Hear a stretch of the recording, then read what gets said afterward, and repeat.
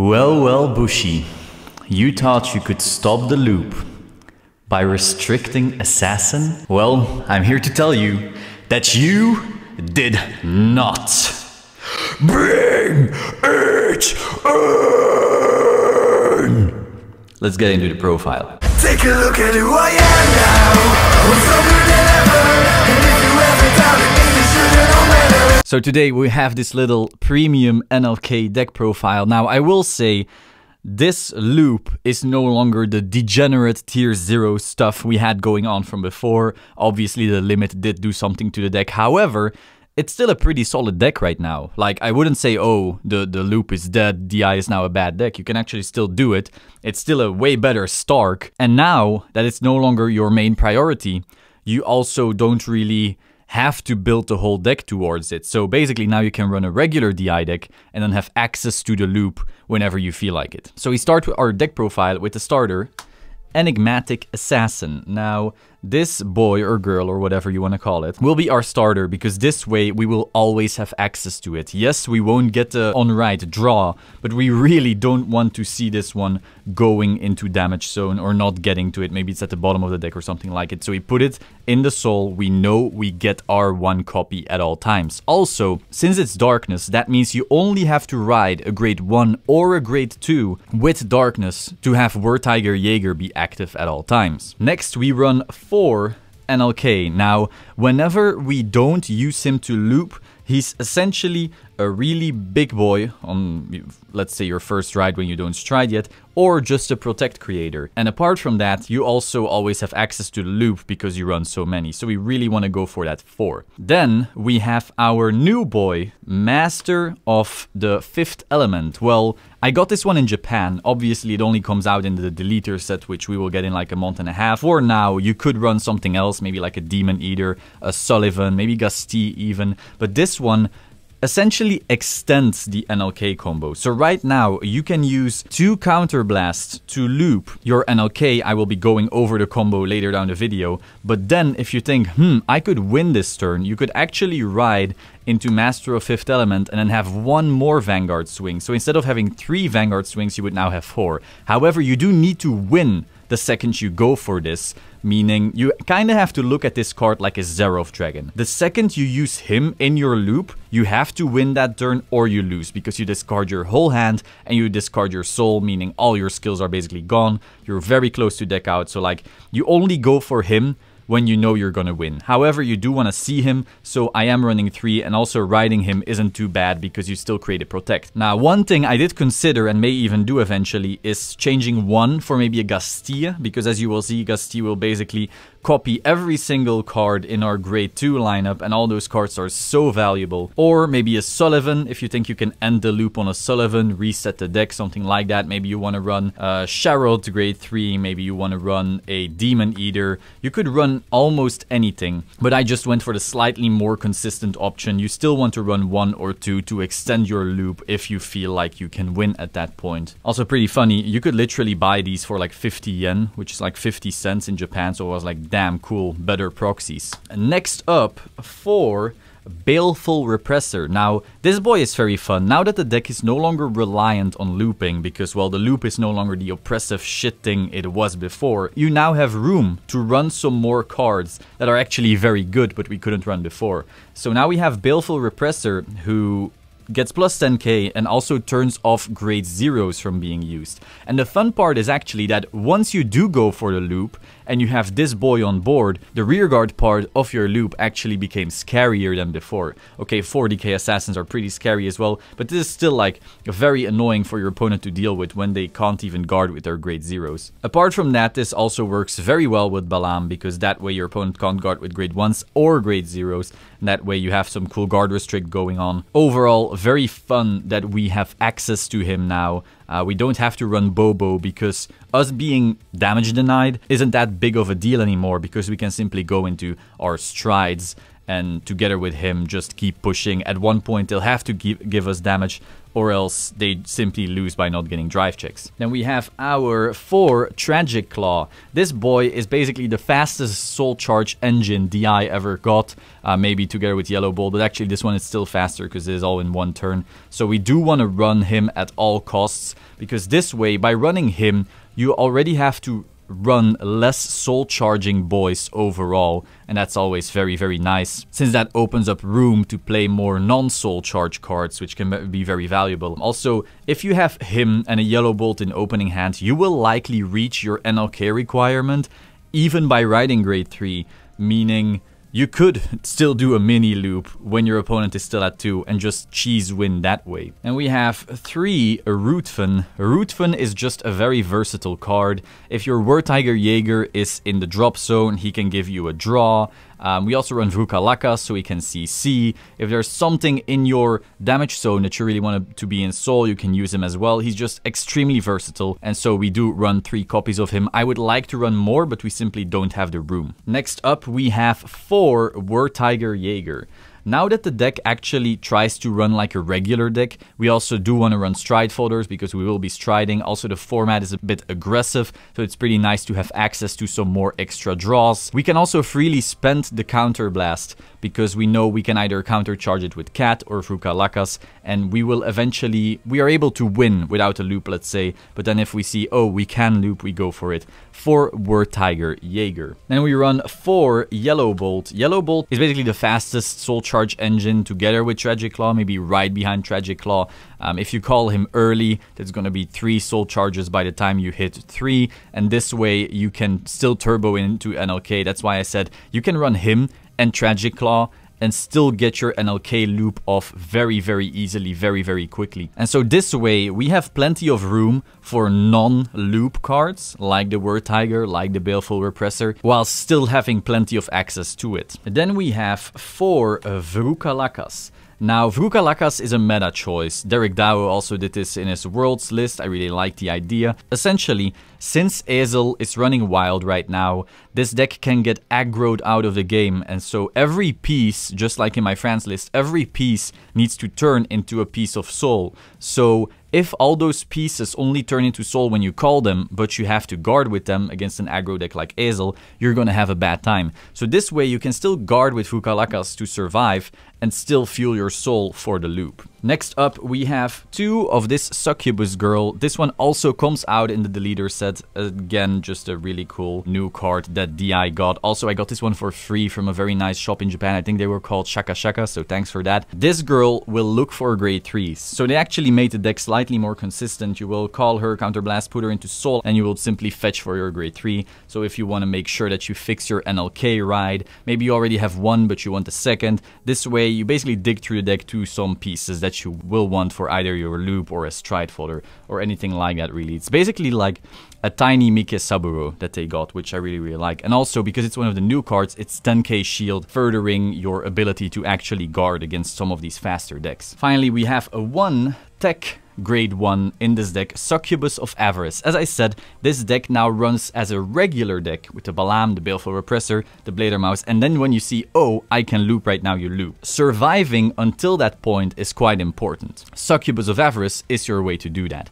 In the soul, you can kill one of your grade 1 or lower cards and then get her to your hand. So this means once you've used all of your Yellow Bolt charges, like you've been using this all game and just rested it and you know, oh, my soul is basically set up for the rest of the game, I no longer need this. Then you can use Succubus of Avarice in your soul, kill your Yellow Bolt, and get this girl to your hand, giving you 1 extra PG, which can be very, very nice. Also, if you then PG with it and it goes to drop, you can root fen it back into soul to then get it back into hand. So we had the room to run 1 more grade 1, and I chose for this tech slot. This also means we only run 3 draw PGs, which opened up slightly more space for crits, and crits are really nice in this deck now. Now, this list, I wouldn't say is mega solved, so like if you want, you could probably change this for something else that you value more. Now, getting into the trigger lineup, we are running 6 V crits. I would love to run more because this deck really, really thrives of having these crits. Now that we're no longer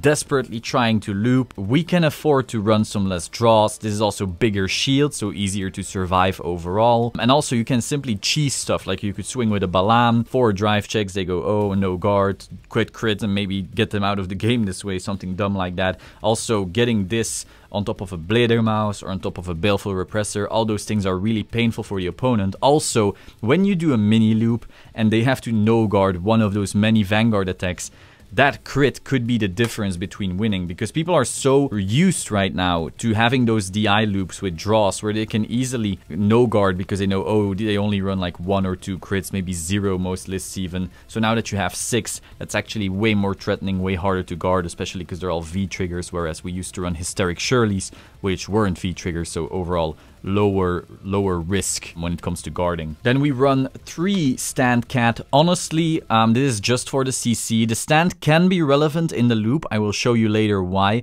but overall the CC is the more important part. I could understand you wanting to bump this to 4. I personally didn't because I value the crits. 3 Draw PG. I really like Draw PGs because they open upgrade 1 slots, so you can run these higher amounts of yellow bolts, the grade 3 fetcher and so forth. But the one Succubus of Avarice is still pretty nice because that means we could run 1 more crit. And finally, we have our V heals. As you can see, a lot of V triggers because we are still pretty afraid of Ezel, and also it makes it harder to guard our big Vanguard swings when they can randomly get 10k or 20k extra. Getting into the G zone, now we have our 4 Balam. Since we now try to stride a few times, maybe once, maybe twice, usually we can actually loop pretty easily on second stride, but sometimes that may not be the right call. So we do run a max out on the Balam for the 4 drive checks, for the retire, and also to get your guard restrict together with your Baleful Repressors. Also, for Bledermaus, just a great restander, same shit. Overall, if you can loop, the loop will always be a better option than Bledermaus. One thing you can also do is loop, and then you're close to deck out. Next turn you go into Bledermaus, and then the turn after you can maybe loop again. Fun stuff like that. As long as you run the Stand Cat, you can keep on doing that. Then we run 2 Gilles. In case someone is trying to damage deny you, this is always a fun option, but it doesn't really come up that often. You could cut this for more G-Guard options, because as you will see, I'm not running many options. I didn't have a lot of room. Then I'm running 1 Sharod Boy, because it's a Sentinel restrict. It blows up field. It's not an amazing card, but it's a cool option to have. And we have 1 Dust. Dust isn't really that big of a deal. If you have emptied your deck a lot, maybe your opponent is Ange, so you know all of their guards is in G guards, and then you want to try to go for Baleful Repressor, maybe with your Enigmatic Assassin that's still in Soul, maybe with some stand triggers because your deck is very empty. Dust is still an option people have to watch out for. Then we have 2 Drashnasu, which is essentially a better plot maker. Since we're now running 8 grade 2s with Darkness, the on-draw actually happens more than back with the NLK days. And then 2 Batmalat, because we do want to soul charge. Now that we're no longer running every soul charger in the game in order to get to the NLK loop, it can be pretty welcome to actually get some soul charge of our G Guardians. So running 2 is pretty nice. Now, depending on the meta, I could see you running the boy that gives 5k to your Vanguard permanently.